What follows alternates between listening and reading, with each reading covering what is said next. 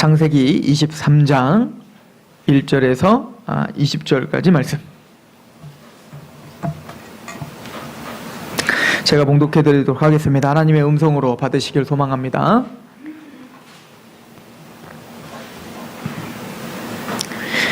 사라가 127세를 살았으니 이것이 곧 사라가 누린 해수라.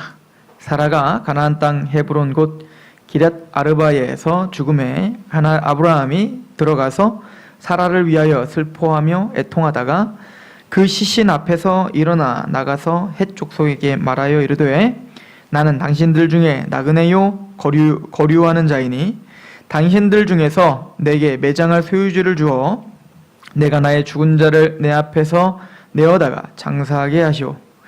헷 족속이 아브라함에게 대답하여 이르되 내 주여 들으소서. 당신은 우리 가운데 있는 하나님이 세우신 지도자이니시니이다. 우리 묘실 중에서 좋은 것을 택하여 당신의 죽은 자를 장사하소서.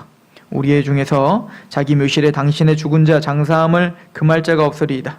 아브라함이 일어나 그 땅 주민 헷 족속을 향하여 몸을 굽히고 그들에게 말하여 이르되 나로 나의 죽은 자를 내 앞에서 내어다가 장사하게 하는 일이 당신들의 뜻일진데 내 말을 듣고 나를 위하여 소알의 아들 에브론에게 구하여 그가 그의 밭머리에 있는 그의 막벨라 굴에 내게 주도록 하되 충분한 대가를 받고 그 굴을 내게 주어 당신들 중에서 매장할 소유지가 되게 하기를 원하노라 하며 에브론이 헷 족속 중에 앉아있더니 그가 헷 족속 곧 성문에 돌아온 모든 자가 듣는 데서 아브라함에게 대답하여 이르되 내 주여 그리 마시고 내 말을 들으소서. 내가 그 밭을 당신에게 드리고 그의 속에 굴도 내가 당신에게 드리되 내가 내 동족 앞에서 당신에게 드리오니 당신의 죽은 자를 장사하소서. 아브라함이 그의 그 땅에 백성 앞에서 몸을 굽히고 그 땅의 백성이 듣는 데서 에브론에게 말하여 이르되 당신이 합당히 여기면 청하건대 내 말을 들으시오. 내가 그 밭값을 당신에게 주리니 당신은 내게서 받으시오. 내가 나의 죽은 자를 거기서 장사하겠노라. 에브론이 아브라함에게 대답하여 이르되 내 주여 내 말을 들으소서. 땅값은 은 400세겔이나 그것이 다와 당신 사이에 무슨 문제가 되리까? 당신의 죽은 자를 장사하소서.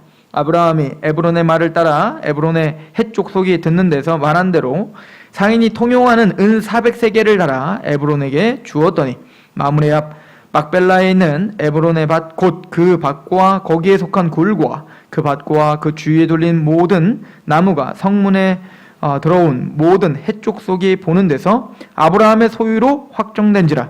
그 후에 아브라함이 그 안에 사라를 가나안 땅 마므레 앞 막벨라 밭 굴에 장사하였더라. 마므레는 곧 헤브론이라.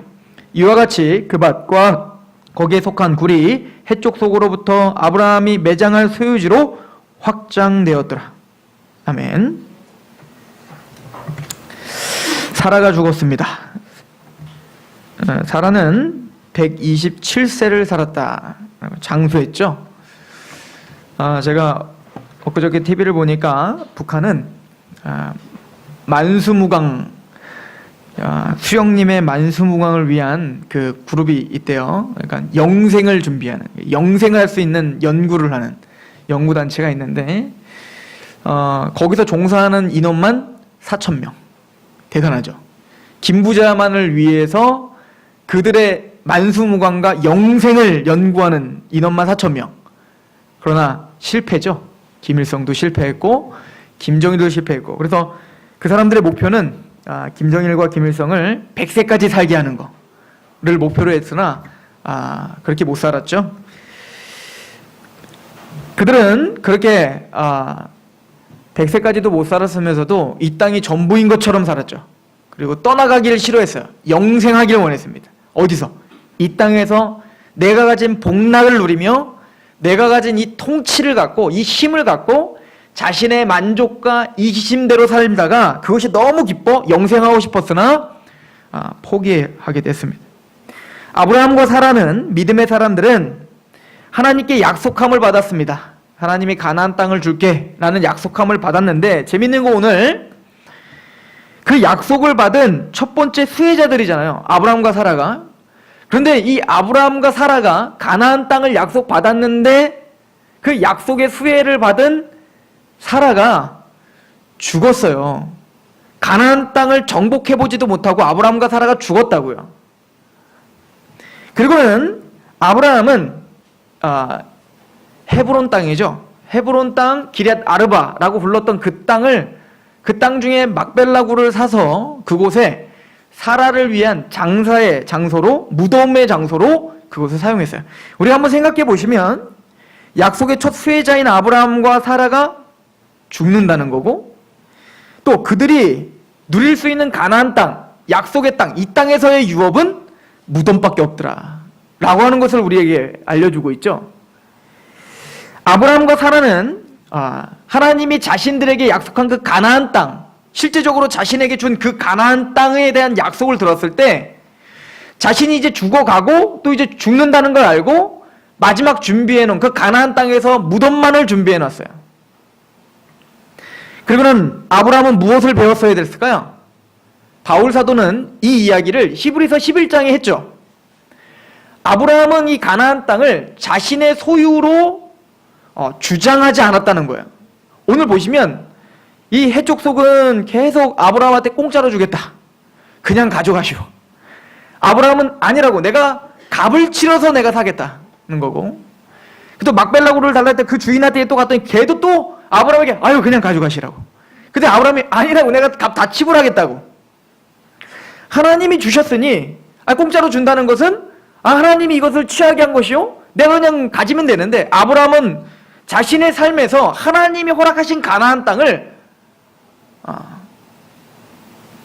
무덤만을 남겨놓고 취하지 않았다는 거예요. 히브리서는 이것을 아브라함이 일부러 그렇게 했다라고 기록하고 있어요. 믿음으로라고 했어요. 믿음으로. 왜일까요? 아브라함은 이 보여지는 땅이 진짜 가나안이 아니라는 걸 알았다는 거예요. 하나님이 자신에게 약속한 그 씨와 그 씨가 누릴 가나안 땅은 이 땅이 진짜 땅이 아니라 이건 모형이고, 이것을 통해서 나에게 진짜 주고자 하는 땅은 바로 하늘나라라는 것을 아브라함은 알고 있었다는 거예요. 그래서 이 땅에서 남길 것은 뭐밖에 없다? 무덤밖에 없구나. 무덤. 그 김부자와는 다르죠. 김부자는 이 땅이 내 것이라고 여기며 저 땅을 생각하지 않고 발버둥을 치다가 무덤만 남기고 왔죠. 무덤도 있기가 싫어가지고 미라로 자신을 만들어 놓고 그러고 있는 겁니다. 어찌 보면 이 대두되는 이 상황들이 지도자죠. 지금 오늘 보면 하나님의 지도자 아브라함, 하나님이 세우신 지도자 아브라함, 스스로가 왕 되려고 해서 세워진 김일성, 김정일, 김정은, 이하, 진시황제 모든 사람들, 이 사람들과 대조적인 것은 바로 어디를 진짜 본향이라고 두고 사느냐의 문제인 거예요. 아브라함을 통하여 우리가 배울 것은, 저와 여러분들은 하나님의 지도자들이 되셔야 돼요. 하나님의 지도자, 하나님의 통치를 받고 그 통치를 받아 나를 다스리며 이 땅을 다스리는 자가 돼야 된다는 거예요. 아브라함은 하나님을 바라는 믿음으로 이 땅이 진짜가 아닌 하늘나라를 바라보며 나그네처럼 살았죠. 그래서 히브리서에는 뭐라고 하냐면, 아브라함이 약속의 땅에 거주하며 장막을 치고 나그네처럼 살았더라 라고 말하고 있죠. 마찬가지로 구원받은 하나님의 백성들을 그래서 베드로 전서에는 뭐라고 하냐면, 우리를 보고 나그네라, 나그네, 성도, 성전된 나그네라고 하죠. 즉 우리는 이 땅이 전부가 아닌 하늘의 것을 바라보는 나그네들인 거예요. 그 사람들이 하나님의 지도자입니다. 그런데 오늘 재밌는 건, 아브라함은 사실은 그 땅을 소유하고자 노력하거나 그 땅을 내 것이라고 요구하고 그것으로 말미암아 사람들의 어떤 그 자기의 힘을 갖고 하나님이 주신 그 권세를 갖고 사람들을 짓누르면서 정복하며 자신의 땅을 확장하려고 하지 않았다는 거예요. 그 반대로 아브라함은 지금까지 살펴본 대로 블레셋 사람, 또 애굽의 왕, 지금도 마찬가지예요. 이 헤브론 땅에 있는 그 왕이 아브라함에게서 전혀 부러울 것이 없는 사람들이잖아요. 해족속, 이런 사람들은 다 강력한 군대를 지니고 강력한 통치를 갖고 있는 그런 전혀 부러울 것이 없는 자들인데, 게다가 아브라함은 힘으로 한 번도 그들을 제압하려고 한 적이 없는데, 아브라함에게 스스로가 굴복하더라는 거예요. 즉, 이 해쪽 속들은 아브라함의 스토리를 들은 겁니다. 어떻게 들었죠? 애굽 바로왕에게 가서 하나님이 아브라함과 함께 계심을, 그것을 통하여서 바로가 얼마나 큰 재앙을 맞을 뻔했는가를 받고, 또 블레셋 왕 앞에 가서 또 아브라함이 자신이 연약하여 자신의 아내를 팔아먹을 정도로 그렇게 연약한 자리에 섰으나 하나님이 아브라함과 함께 하시니 그 왕도 아브라함을 털끝 하나 건드릴 수 없는 그런 어떤 우리의 힘으로는, 우리의 생각으로는 이해할 수 없는 그 뭔가 능력이 아브라함에게 나타나는 걸 보며 아마 해쪽 속에 있는 사람들은 모두 아브라함을 경외하고 있었던 것 같아요. 저는 이것이 바로 교회의 승리의 비결이라고 생각합니다. 교회는 세상에서 말하는 것처럼, 저와 여러분들의 승리는 세상에서 말하는 것처럼 높은 자리에 가고 여러분들이 뭔가를 쟁취하여 그들을 싸워 승리하는 것으로 여러분들의 승리가 쟁취되는 게 아니라는 거예요. 세상 사람들은, 우리가 교회가 그러면 그럴수록 저와 여러분들이 세상과 똑같은 방법으로 그렇게 싸우면 싸울수록 우리는 조롱거리가 될 것입니다. 아브라함은 다른 방법으로 사는 겁니다. 물론 하나님이 그렇게 인도하신 거예요. 아브라함이 그렇게 막 하려고 결단한 게 아니라 하나님이 아브라함의 삶을 그렇게 인도하시는 거예요. 마찬가지로 저와 여러분들도 하나님은 그렇게 인도하십니다. 세상과 싸워 승리하실 게 할 거예요. 저와 여러분들에게 참된 승리를 가져가게 하실 겁니다. 그리고 세상들로 하여금 여러분들이 하나님의 지도자군요, 하나님의 통치하심을 받고 그 통치로 이 세상을 통치하고 자기 자신을 통치하는 하나님의 지도자군요 라고 하는 칭함을 반드시 받는 자리로 인도하실 거예요. 그러나 그 방법은 십자가라는 거예요. 그 방법은 고난이고, 그 방법은 겸손이고, 그 방법은 낮아짐을 통하여서 하나님은 그 일을 하시겠다는 거예요. 원하건대 저와 여러분들이 이 길을 인내함으로 걸어가시고 마지막에는 이 승리의 원리가 참되단다라고 마지막 유언에 남기시길 소망합니다. 내 자녀들에게, 내 후손들에게 너희들이 지금은 그 길이 지혜롭지 않아 보인 것 같으나 내가 정말 하나님의 말씀을 의지하고 겸손해지고 낮아지는 자리에 가보니 이것이 진짜 하나님의 지도자의 자리에 올라갈 수 있는 지름길이었고, 이것이 우리가 좁은 길이라고 보였지만 그 길이 승리의 길이었음을 여러분들이 유언장에 쓰는 저와 여러분 되기를 소망합니다. 제가 어제 칼빈의 유언장을 한번 읽어봤는데, 칼빈의 유언장에는 그런 내용들이 써 있더라고요. 주님이 나에게 허락하신 그런 일들, 그게 고난의 길이었고 그게 험난한 길이었으나 나를 부활의 길로 인도하는 참된 길이었다라고 교리적인 내용만 유언장에 지다 써놨어요. 누가 보고 싶고 물론 띠 끝에 자기가 있는 재산을 누구에게 헌납하고 이런 것도 써놨지만 그 앞부분의 3분의 2는 전부가 다 교리적인 내용이에요. 누가 칼빈 아니라 그럴까봐 모든 유언장에 교리적인 내용을 썼더라고요. 왜요? 그게 승리의 길이라는 걸 칼빈은 알았던 거예요. 그의 삶을 통해. 저와 여러분들을 하나님은 하나님이 세우신 지도자로 세우셨습니다. 저는 요셉과 같은 그런 고백이 있길 소망합니다. 요셉이 가진 것이 없었습니다. 노예였죠? 또 하나님 말씀대로 살았더니 더 안 좋은 상황으로 가더라. 감옥으로 갔죠? 언제 죽을지 모르는 그 상황 속에서 애굽의 왕이었던 바로가 요셉을 불러 총리로 세우고 하는 얘기가 그겁니다. 너와 같이 하나님의 감동된 사람을 내가 보지 못했다.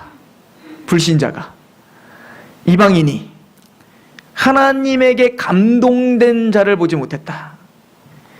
제가 느끼건대 믿지 않는 사람들이 더 교회가 교회답길 원합니다. 그거 아십니까?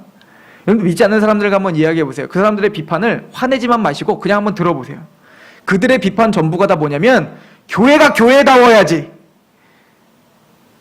거기에 능력이 없는 거예요. 우리가 하나님의 말씀으로 주님이 세워주신 그 지도자답게 하나님이 원칙으로 세워주신 그 원리로 승리하여 세상으로 하여금 당신들이 바로 하나님의 지도자입니다 라는 칭함을 받는 그런 축복이 저와 여러분들에게 있길 소망합니다.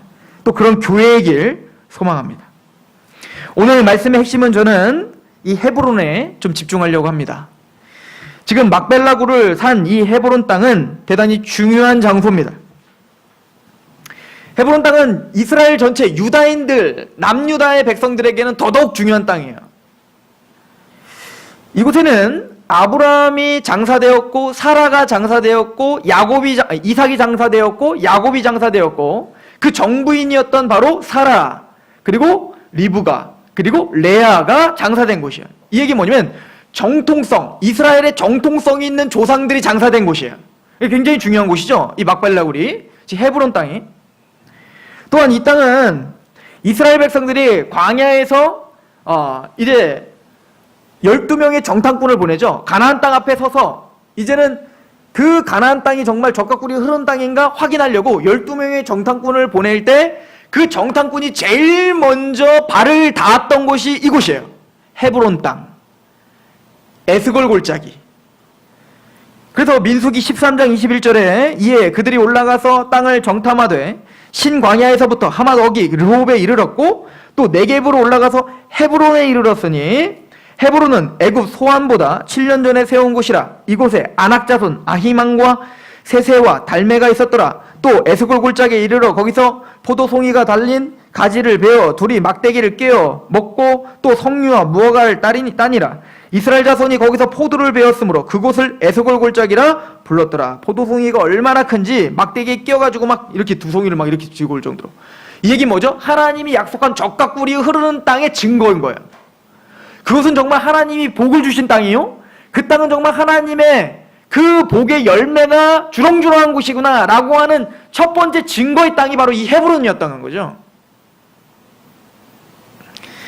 또한 이 헤브론 땅은 나중에 12지파가 가나안 땅을 점령하러 들어갔을 때 누구에게 배급된 땅이냐 바로 유다지파에게 배급된 유다지파. 굉장히 중요하죠. 나중에 남유다와 북이스라엘로 나눠졌을 때 북이스라엘들은 사실은 다 아무것도 아니야. 이제는 중요한 건 어디예요? 역사는 남유다, 이 유다지파에게 집중한단 말이에요. 근데 그 유다지파에게 주어진 분깃이 어디예요? 이 헤브론 땅입니다. 여호수아서 15장 13절 여호와께서 여호수아에게 명령하신 대로 여호수아가 기럇 아르바 곧 헤브론을 유다 자손 중에서 분깃으로 여분네 아들 갈렙에게 주었으니 아르바는 아낙의 아버지였더라 라고 하는 거죠. 더 나가서 나중에 사울 왕국이 이제는 모든 이스라엘의 통치자가 되잖아요. 그러나 하나님은 다윗에게 기름을 부었는데 그것을 인정하지 못한 사울 왕국은 누구를 죽이려고 합니까? 다윗을 끊임없이 죽이려고 하죠. 그런데 드디어 사무엘 상에서 모든 것이 마무리가 되고 사무엘 하에 사울과 그 요나단이 죽는 장면이 나와요. 그래서 다윗이 애곡을 합니다. 너무너무 슬피 울죠. 그러나 이제 전쟁은 끝난 거예요. 이제는 드디어 사울 왕국이 무너지고 어디 왕국이 세워진 거예요? 하나님의 왕국 다윗 왕국이 세워졌다고요. 하나님의 지도자인 다윗, 하나님의 통치를 받아 하나님의 통치대로 나라를 다스릴 다윗 왕이 세워졌다고요. 그러니까 오늘 하나님의 지도자와 이게 굉장히 밀접한 관계가 있는 땅이 헤브론 땅이에요. 그리고는 그 다윗이 이제 하나님께 물어봅니다. 하나님, 내가 유대 땅으로 갈까요? 라고 했더니 하나님이 가라 라고 하며 지정해 준 곳, 하나님이 직접 네가 어디를 가라 라고 지정해 준 곳이 바로 헤브론 땅입니다. 사무엘하 2장 1절 그 후에 다윗이 여호와께 여쭈어 아뢰되 내가 유다 한 성읍으로 올라가리이까? 여호와께서 이르시되 올라가라. 다윗이 이르되 어디로 가리이까? 이르되 헤브론으로 갈지니라. 그러니까 헤브론 땅은 대단히 중요한 땅이죠. 약속의 땅의 열매의 증거의 땅이요. 또한 그 땅은 바로 유다 지파 또 다윗의 왕국의 땅이에요. 그리고 오늘 하나님의 지도자인 아브라함이 그 땅을 확정하는 땅입니다. 이 땅은 내 땅. 이렇게 확정하는 땅이 바로 이 헤브론입니다. 그럼 헤브론의 영적 의미가 뭘까요? 우리는 알고 있어요. 아브라함이요. 지금 헤브론 땅에 처음 온 게 아닙니다. 아브라함이 애굽에서 자기 아내 팔아먹었다가 하나님의 은혜로 살림을 받죠. 그래서 하나님의 약속하심, 신실하신 하나님을 배웠다고요. 그리고 제일 먼저 한 게 뭐냐면 롯과 나누어진 거죠. 네가 우하면 내가 좌하고 네가 좌하면 내가 우할게 라고 할 때 롯은 저 보기 좋은 땅, 그죠? 꼭 에덴 동산과 같은 땅이었던 어디입니까? 바로 소돔의 땅을 정해서 갔고, 그때 이제 아브라함은 바로 이 헤브론으로 옵니다. 그리고는 이 땅에서 하나님 앞에 예배를 드리게 됩니다. 창세기 우리 13장을 한번 가보시겠습니까? 창세기 13장 14절부터 나오죠. 롯이 아브라함을 떠난 후에 여호와께서 아브라함에게 이르시되 너는 눈을 들어 너 있는 곳에서 북쪽과 남쪽 그리고 동쪽과 서쪽을 바라보라. 보이는 땅을 내가 너와 내 자손에게 주리니 영원히 이르리라. 내가 내 자손이 땅에 티끌 같게 하리니 사람이 땅에 티끌을 능히 셀 수 있을진데 내 자손도 세리라. 너는 일어나 그 땅을 종과 횡으로 두루 다녀보라. 내가 그것을 내게 주리라. 이에 아브라함이 장막을 옮겨 헤브론에 있는 마물의 상수린 수풀에 이르러 거주하며 거기서 여호와를 위하여 제단을 쌓았더라. 아브라함이 왜 그 땅을 살려고 했을까요? 바로 그 땅은 뭡니까? 하나님이 이 땅을 주리라 하셨던 그 장소였고, 그리고 그곳에서 하나님 앞에 그 약속을 믿어 하나님께 예배드렸던, 그 약속을 믿어 하나님께 감격했던 그 장소가 바로 헤브론 땅이었던 겁니다.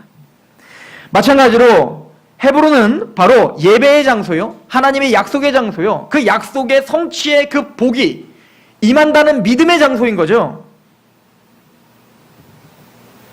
또한 이 헤브론 땅은 유다 지파에게는 대단히 중요한 땅입니다. 왜냐하면 여호수아서 20장 7절에 보면 여호수아가 이제 가나안 땅을 점령을 다 했을 때 이제는 그 가나안 땅의 그 12지파들 중에 이제 한 몇 고을을 선정하여 그 고을에는 도피성이라는 것을 만들었습니다. 이 도피성은 부지 중에 범죄를 하거나 그럴 때 하나님의 용서함을 받을 수 있는 성입니다. 속죄, 용서, 용납을 받을 수 있는 성, 이곳이 바로 헤브론이에요.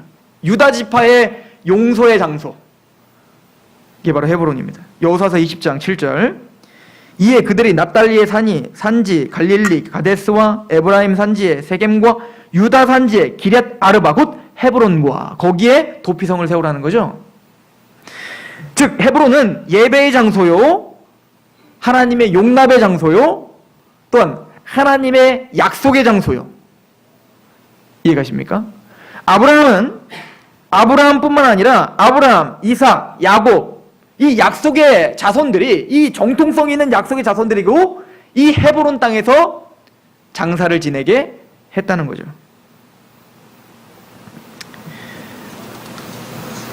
이 이야기가 저와 여러분들에게 어떤 의미가 있습니까? 하나님은 저와 여러분들을 하나님의 지도자로 세우실 것입니다. 이스라엘 백성들을 하나님이 통일시키고 그리고 거기에 한 지도자인 다윗 왕, 유다 지파 다윗 왕을 이 약속의 장소인 헤브론으로 부르시고, 그리고는 하나님의 통치하심을 받는 그 통치대로 이 나라를 다스리는 다윗, 하나님의 지도자가 세워진 것처럼 저와 여러분들에게도 바로 그런 영적인 헤브론이 있어야 된다는 거예요. 하나님의 약속을 받는 곳, 하나님의 용납하심과 용서하심을 받는 곳, 또 하나님의 그 약속된 그 땅에 젖과 꿀이 흐르는 땅이라고 하는 그 땅의 증거, 기름진 포도송이가 있는 곳, 그것이 바로 영적 헤브론일 것입니다. 그러나 이 영적 헤브론은 우리의 힘으로 정복할 수 있는 곳이 아닙니다. 재밌는 것은 헤브론을 연구해보면 여러분들이 좀 더 구체적으로 연구해 볼 필요가 있는데, 여호수아서 14장에 가보시면 이렇게 기록이 되어 있어요. 여호수아서 14장 7절. 내 나이 40세에 여호와의 종 모세가 가데스 바냐에서 나를 보내어 이 땅을 정탐하게 하였으므로 내가 성실한 마음으로 그에게 보고하였고 나와 함께 올라갔던 내 형제들은 백성의 간담을 놓게 하였으나 나는 내 하나님 여호와께서 충성하였으므로 그날에 모세가 맹세하여 이르되 내가 내 하나님 여호와께 충성하였은즉 내 발로 밟는 땅은 영원히 너와 내 자손의 기업이 되리라 하였나이다. 지금 유다 지파 갈렙이 고백하는 장면이거든요. 지금 갈렙은 80년 동안 살면서 하나만 바라보며 살았다는 거예요. 뭐냐면 처음에 그들이 밟았던 그 헤브론 땅, 그 땅에 아낙 자손이 살고 있던 땅이에요. 그 헤브론 땅을 하나님이 보여주셨고 그 땅을 내가 반드시 정복하리라. 하나님의 은혜로 약속을 믿음으로 그 땅을 나에게 주셨다라고 하는 마음으로 평생을 살았다는 거예요. 이 갈렙이.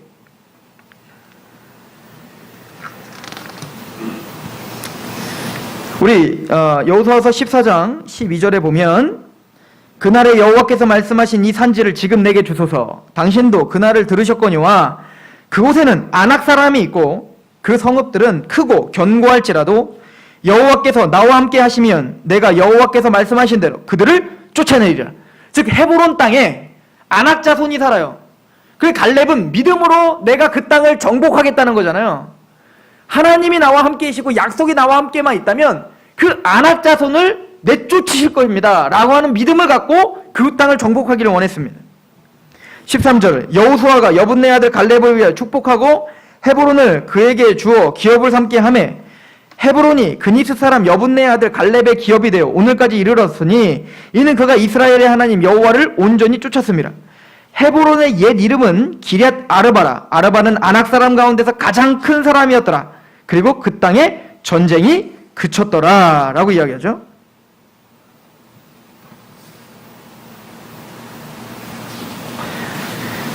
자, 지금 유다지파 갈렙이 지금 정복하려고 하는 그 땅은 누가 있는 땅이라고요? 아낙 자손이 있는 땅인데 아낙 자손 중에서도 가장 큰 사람이 있는 땅, 그 땅이 헤브론이에요. 우리 민수기를 한번 잠깐 보시도록 할까요? 민수기를 한번 보세요.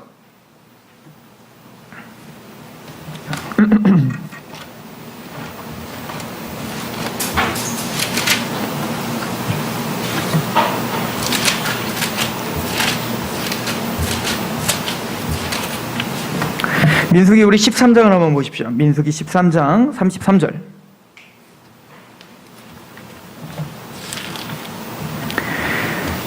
자, 한번 같이 읽어볼까요? 자, 우리 32절부터 33절 시작. 이스라엘 자손 앞에서 그 정탐한 땅을 악평하여 이르되 우리가 두루 다니며 정탐한 땅은 그 거민을 삼키는 땅이요 거기서 본 모든 백성은 신장이 장대한 자들이며 거기서 네피림 후손인 아낙 자손의 거인들을 보았나니 우리는 스스로 보기에도 메뚜기 같으니 그들이 보기에도 그와 같을 것이니이다. 그러니까 이스라엘이 보기에는 그 아낙 사람들, 이 아낙 자손이 꼭 누구와 같아요? 누구의 자손이라고 생각되어지는 거예요? 네피림의 후손이라는 거예요. 이 네피림의 후손, 네피림이 누굽니까? 여러분들 창세기에 보면 나오죠? 6장에 보면 노아의 방주 홍수가 들이닥치는 아주 중요한 역할을 하는 사람들이 이 네피림들이에요. 그러니까 타락의 정점을 찍은 사람들이 네피림입니다. 즉 하나님의 아들들, 하나님의 백성들과 사람의 딸들이 하나님의 아들들이 즉 하나님 백성들이 세상의 좋은 것들을 내 마음대로 취하는 거예요. 우리가 살아가고 있는 세상이죠. 세상에 취하여 하나님의 원리를 버려버리고 종교 혼합주의가 되고 그 종교 혼합주의의 열매가 뭐라는 거예요? 네피림이에요. 그리고 그 네피림의 이 사건 즉 뭡니까? 용사였고 거인이죠. 자기의 힘과 자기의 명성과 자기의 어떤 그 권력을 갖고 자기의 만족을 채우며 사람들을 질 누르는 사람들. 그리고 우리는 그들을 영웅이라고 한다니까요. 그런데 바로 이스라엘 백성들이 보기에는 바로 그 아낙 자손들이 네피림의 후손이라고 생각이 됐고 그 정도로 뭡니까? 거인이요. 장대합니다. 그런데 오늘 갈렙이 지금 헤브론 땅으로 지금 쳐들어가려고 하는데 그 땅은 아낙 자손 중에 가장 큰 자들이 있는 곳. 그러니까 네피림 중에도 가장 큰 자, 가장 우두머리, 세상에서 가장 강한 자가 거기에 진을 치고 있는 거예요. 헤브론은 약속의 땅입니다. 헤브론은 예배의 장소고 헤브론은 하나님의 약속의 성취에 포도송이가 있는 곳이에요. 그런데 그곳은 하나님의 백성들이 감히 범접할 수 없는 난공불락의 요새입니다.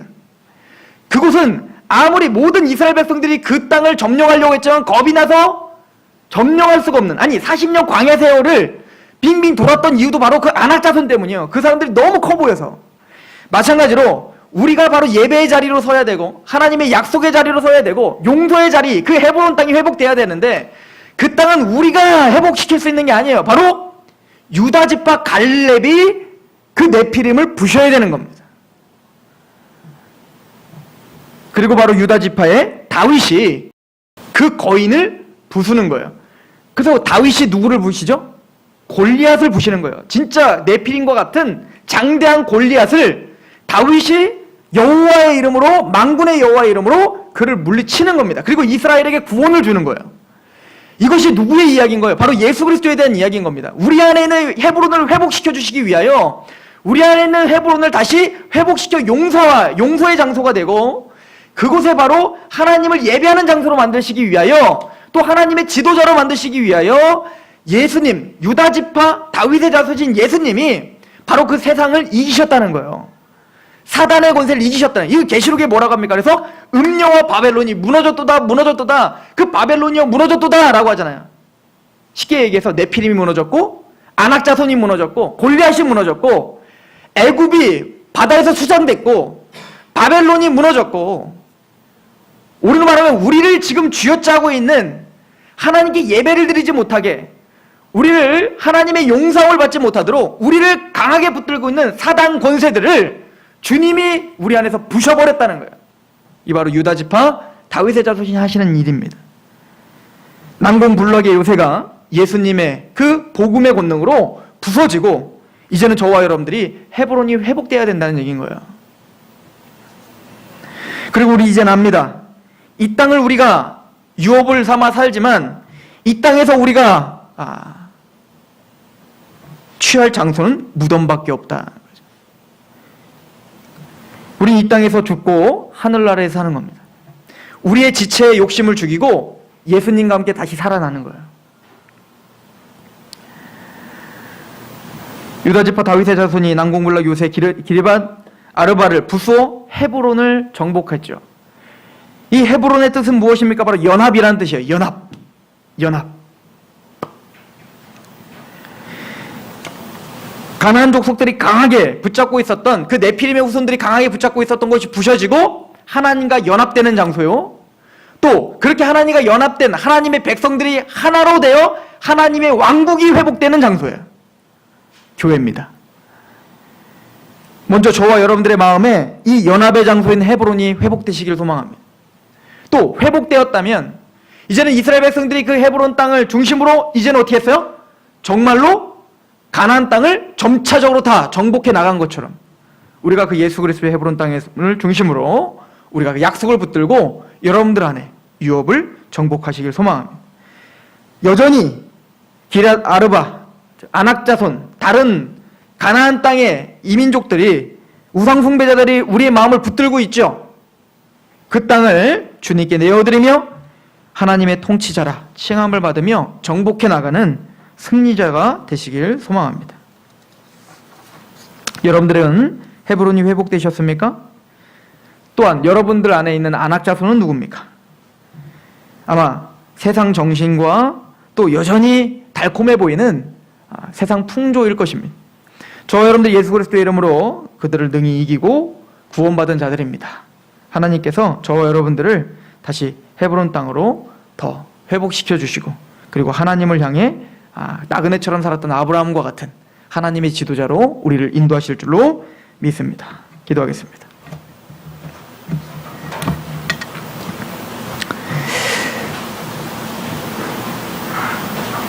하나님, 아브라함이 10왕들에 비하여 자랑할 것도 없고 전혀 그들보다 강하지도 못했고 가진 것도 없었지만 하나님과 동행함을 보고 10왕들이 아브라함에게 나와 당신은 하나님의 지도자입니다. 당신을 존중하고 당신 앞에 이렇게 무릎을 꿇을 수밖에 없습니다. 라고 나왔던 것처럼 우리가 세상을 정복하고 세상과 싸워 승리하는 하나님의 지도자이길 소망합니다. 그러기 위해 우리에게 헤브론이 회복되었고, 즉 예배의 장소요, 약속의 장소요, 그 약속의 열매의 풍성한 장소요, 또 하나님을 만나는 장소인 그곳에서 내가 죽고 예수 그리스도로 말미암아 살아나는 그런 귀한 은혜가 있게 하시옵소서. 하나님, 우리 귀한 백성들을 기억하시옵소서. 그 땅에 다윗 왕국이 힘차게 확장된 것처럼 하나님의 나라, 예수 그리스도의 나라가 우리 마음서부터 힘차게 확장되게 하옵소서. 그렇게 역사하실 하나님을 기대하오며 예수 그리스도의 이름으로 감사하며 기도합니다. 아멘. 찬양할까?